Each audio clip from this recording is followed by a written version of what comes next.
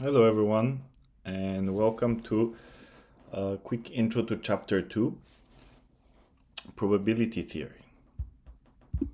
Okay, so chapter 1 we talked a lot about data, which is one of the pillars, one of the foundation blocks for statistical inference. And probability theory is the second pillar, equally important, kind of independent. So if you were just joining us and you didn't do part 1, you didn't do chapter 1, it's okay. You can start with probability theory and then go to chapter 1 later. The two topics are kind of independent. Only in the end will we understand, okay, so you have the population data, that's actual N, capital N observations. And on the probability side, we have a probability model. So this is a mathematical description, a short description for the population data.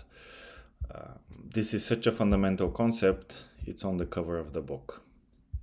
So you have the histogram here represents the population data, and the solid curve is a probability model. So in this case, the normal distribution, and the data is the data. But clearly looks to be normally distributed population. Okay, so let's a quick intro to chapter 2.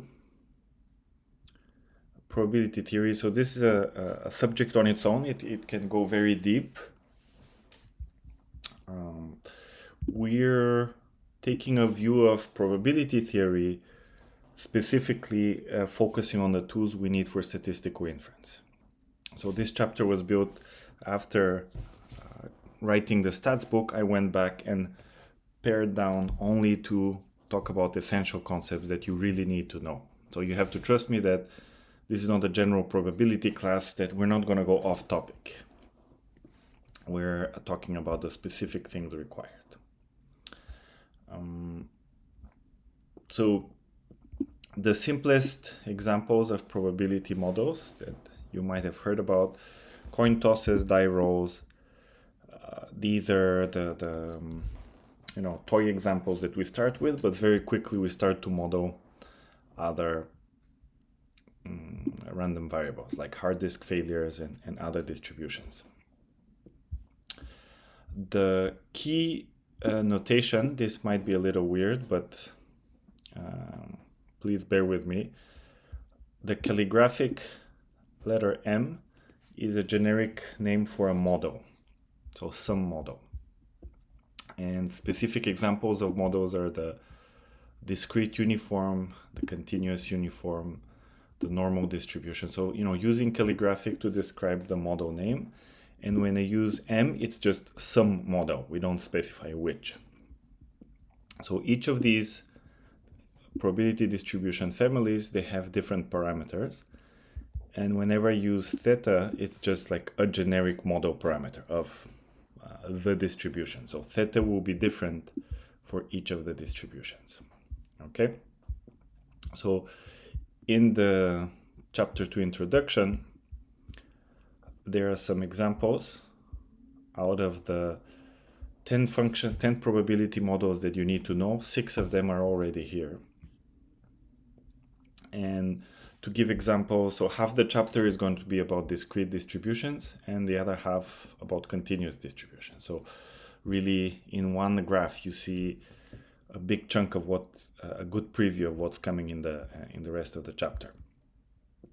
So this is the two uniform distributions. Notice the discrete is only defined for the integer values and there's nothing in between. So it's undefined, or zero if you prefer. And a continuous distribution is one that's, we're talking about density of probability here. Here it's a probability weight. You can count the number of events. Here we're talking about intervals. Okay. And more examples. Distributions have a name and parameters.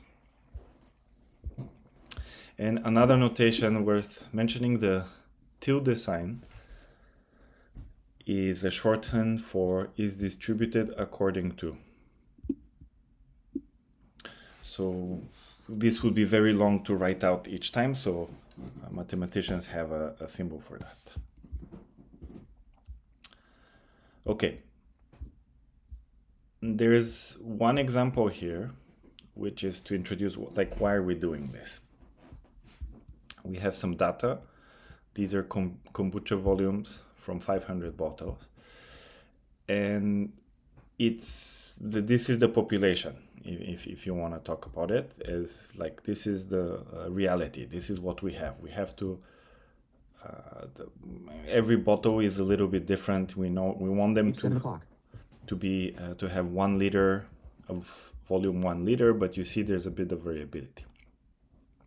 And if you have the whole data, this is, a description would be just to plot a histogram, or in this case, the strip plot. However, for statistical inference, we need to model this data using a function. So that's what probability theory gives us. Instead of just looking at data distributions, we can have mathematical models that correspond to the density. So the key thing I want you to notice here is that in the middle, around 1,000, it's high density of points, like density of points. And the notion of probability densities literally comes from this concept here, that the places where there's more points there's higher density in the probability distribution. And on the contrary, here in the left tail and the right tail, there's very few points, and the mathematical model shows the same thing. The further away you go from 1,000, there's less and less data there.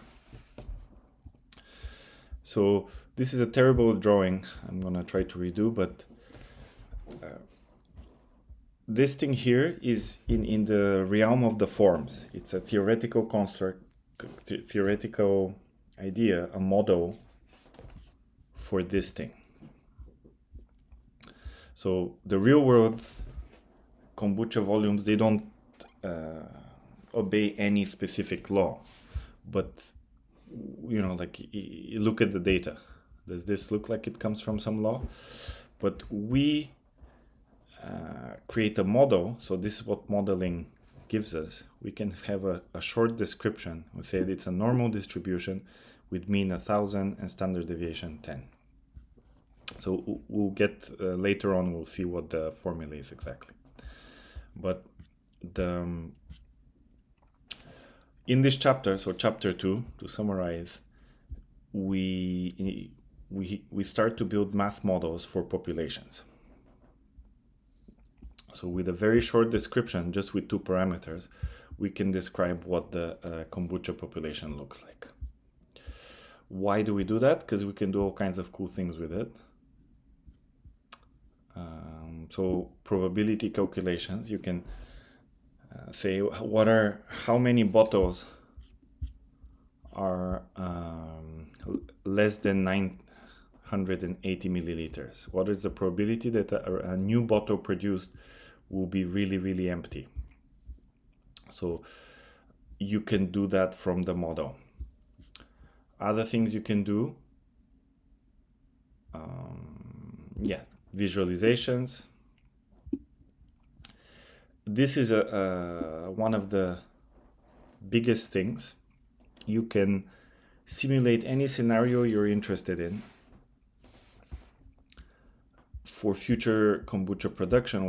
When you have a math model, you can simulate future bottles, and that's very powerful, because simulations, the math world, you can do very easily, versus simulating real world experiments. It's requires brewing kombucha. The big picture is that probability models are the building blocks used in statistical models. So we're gonna learn about populations using the probability models. But for now, we're in chapter 2, so you're not supposed to know about that. Statistics is coming. So for now, just think of them as modeling populations. That's it. So next video, we'll talk about section 2.1 specifically.